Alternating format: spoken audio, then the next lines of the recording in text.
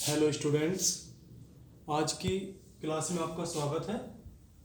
आज आपकी book first flight का चैप्टर 6 जो सेकंड पार्ट है द 100 ड्रेसेज, इसकी समरी के बारे में पढ़ेंगे।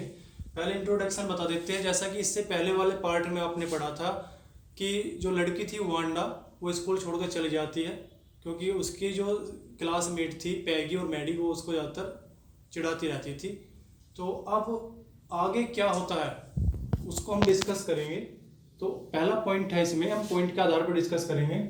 Letter of Wanda's father to her teacher. Wanda के फादर वांडा के टीचर को लेटर देते हैं, पत्र देते हैं। तो जो टीचर थी वो पत्र पढ़कर सुनाती है क्लास के सामने, बड़ी गंभीर स्थिति में सुनाती है। और क्या लिखा होता है पत्र में? पत्र में लिखा होता है कि प्रिय अध्यापिका, वांडा के फादर लिखते हैं पत्र में कि प्रिय अध्यापिका, मेरी वांडा अब आपके स्कूल में नहीं आएगी। हम शहर जा रहे हैं, वहाँ पे अब हमें कोई भी पोलैक कहकर नहीं चिढ़ाएगा जैसे कि चिढ़ाते थे। फनी नाम था उसका। और वहाँ पे और बच्चों के भी मजाक के नाम होते हैं, कोई उसका मजाक नहीं उड़ाएगा, ऐसा उस पत्र में लिखा होता है। पत्र को पढ़कर टीचर सुना देती है, पूरी क्लास शांत हो जाती है, गंभीर हो जाती है, थोड़ा दुख होता है। अब टीचर भी थोड़ा दुखी हो जाती है और कहती है सभी बच्चों से कि मुझे पूरा उम्मीद है कि इस कमरे में रूम नंबर 13 में जितने भी लड़का या लड़की है उन्होंने जानबूझकर किसी की फीलिंग्स को हर्ट नहीं किया होगा, कुछ अपशब्द नहीं बोले होंगे, और जो कुछ भी कहा होगा वो अनजाने में कहा होगा। और ये जो घटना हुई है ये आगे से ना होनी नहीं चाहिए थी। और वो कहती है कि ये दुखद घटना है, दुर्भाग्यपूर्ण है, और मैं चाहती हूँ, टीचर कहती है बच्चों से कि मैं चाहती हूँ कि तुम इस घटना को सभी महसूस करें। नेक्स्ट पॉइंट की तरफ बढ़ते हैं हम। Maddie decided to go to Wanda's house. Maddie class में पढ़ रही थी, जैसे पत्र पढ़ने के बाद पहला पीरियड चला हुआ था, पत्र पढ़ दिया टीचर ने, क्लास शुरू हो गई, पहला पीरियड चल गया, पढ़ने लगे सही बच्चे। तो मैडी भी पढ़ाई में लगी हुई थी, अपने चैप्टर तैयार कर रही थी, लेकिन उसका मन पढ़ाई में नहीं लग रहा था, उसके पेट में एक बेचैनी सी थी। उसे वे बातें याद आ रही थी जब मैगी और पैगी, ये दोनों मिलकर, मैडी और पैगी दोनों मिलकर वांडा का मजाक उड़ाते थे कि तुम्हारे पास कितनी ड्रेसें है, तुम कैसी ड्रेसें पहनती हो, कितने शूज है। तो वो बातें याद आ रही थी। तो मैडी कहती है अपने आप से कि पैगी को मैं टोकती नहीं थी, तो मैं भी इतनी ही कसूरवार हूँ जितनी कि पैगी, बल्कि मैं कायर भी हूँ। वो वांडा की जगह पर अपने आप को रख कर कोशिश करती है, उसे बड़ा दुख होता है। वो मैडी पैगी की तरफ देखती है, लेकिन पैगी अपने काम में लगी होती है, उसकी तरफ मुड़कर नहीं देखती। अब मैडी यहाँ से सोचती है कि चाहे कुछ भी हो, पैगी को कोई फर्क पड़ता हो या ना पड़ता हो, लेकिन मुझे कुछ करना होगा, मुझे वांडा को ढूंढना होगा। क्या पता शायद वो अभी ना गई हो, मुझे उससे मिलना होगा, बताना होगा कि तुमने प्रतियोगिता जीती है, तुम बहुत अच्छी हो, चुस्त हो, तुम्हारी सभी ड्रेसेस सुंदर है, बहुत ही सुंदर है। तो ऐसा ही सोच रही थी और उसके घर जाने के बारे में सोच रही थी।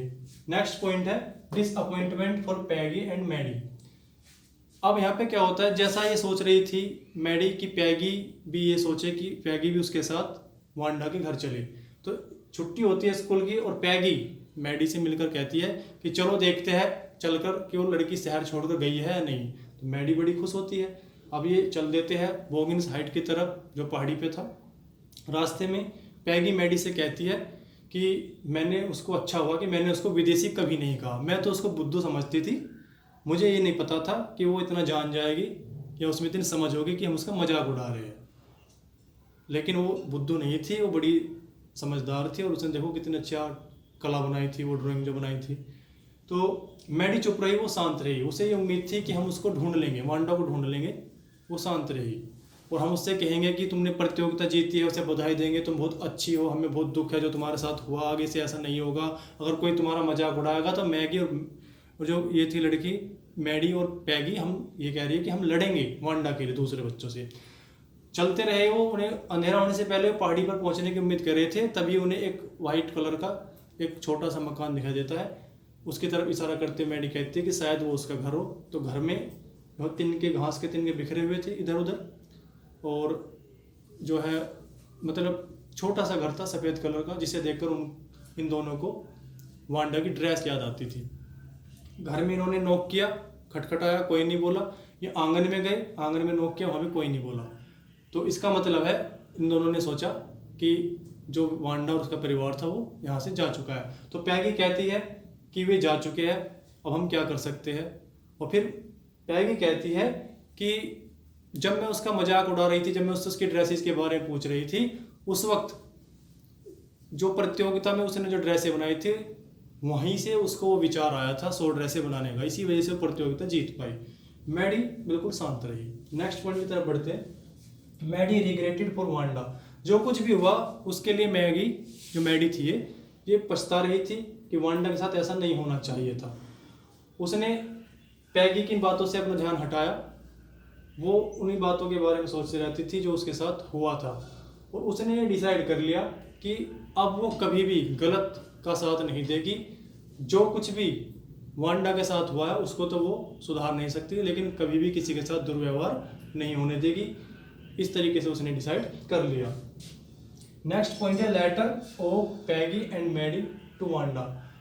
अगले दिन शनिवार था, शनिवार का पूरा दिन दोनों ने साथ बिताया, पैगी और वांडा ने।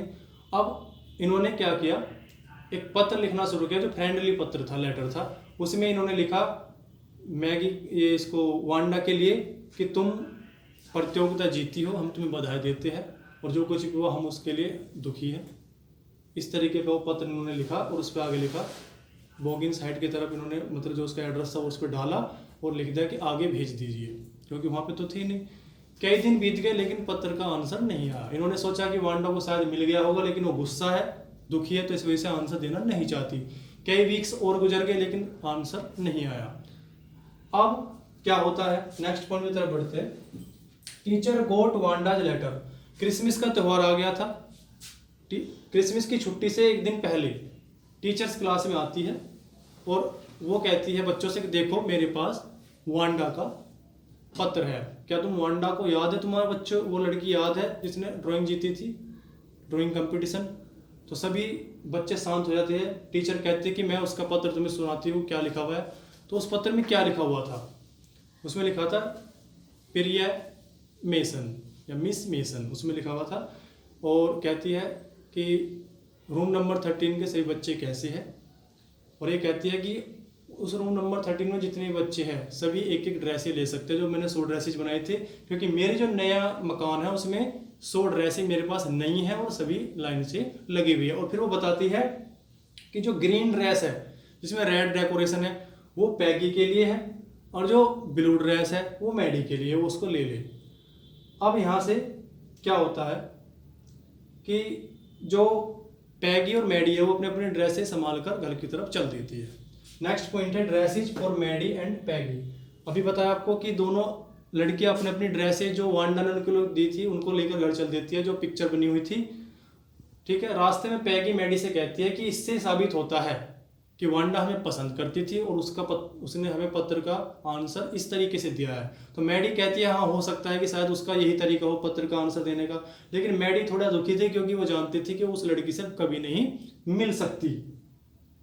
अब मैडी घर आ गई और मैडी ने अपनी जो वो ड्रेस की पिक्चर थी, ड्राइंग जो बनाई थी वांडा ने, उसको अपने कमरे में लगा दिया, बेड पर बैठ गई और वांडा की बातों को ध्यान करके उसकी आंखों में आंसू आ गए। वो रोने लगी और रोते रोते पिक्चर की तरफ देखने लगी। तो उसने पिक्चर को देखा, फिर उसने अपनी आंखें थोड़ा सा मला, तो उसने फिर ध्यान से पिक्चर को देखा। पिक्चर में जो कलर थे वो बड़े डार्क थे, उसकी वजह से उसका सिर और चेहरे पर ध्यान ही नहीं गया। अब मैडी ने ध्यान से देखा, तो ध्यान से जब उसने देखा तो उसे लगा कि ये तो मेरे जैसा सिर और मुंह है। तो उसे आश्चर्य हो कि ऐसा क्यों है, क्या उसने मेरे लिए बनाई है। फिर वो भागकर पैगी के घर जाती है और पूछते है कि तुम्हारी पिक्चर कहाँ है वो। तो वो देखती है पैगी की पिक्चर जो थी वो बड़ी बेड पर पड़ी थी, तो उसको भी उन्होंने देखा। तो पैगी की पिक्चर में देखा तो उसमें भी पैगी के सिर और मुंह बने हुए थे, यानी कि दोनों की पिक्चर बनी हुई थी दोनों की तस्वीर में। तो पैगी ने कहा, पिक्चर को देखकर आश्चर्यचकित हुई, हैरान हुई, और फिर बोली मैडी से कि मैं तुमसे कहती थी कि वो हमें पसंद करती है। और मैडी कहती है कि हाँ वो हमें पसंद करती है। और यहाँ से मैडी डिसाइड कर लेती है कि वो अब कभी भी किसी को परेशान नहीं करेगी। इस लेसन से हमें भी यही शिक्षा मिलती है कि किसी भी इंसान की फिजिकल अपीयरेंस को लेकर या और किसी भी तरीके से हमें उसको परेशान नहीं करना चाहिए, सभी इक्वल होते हैं।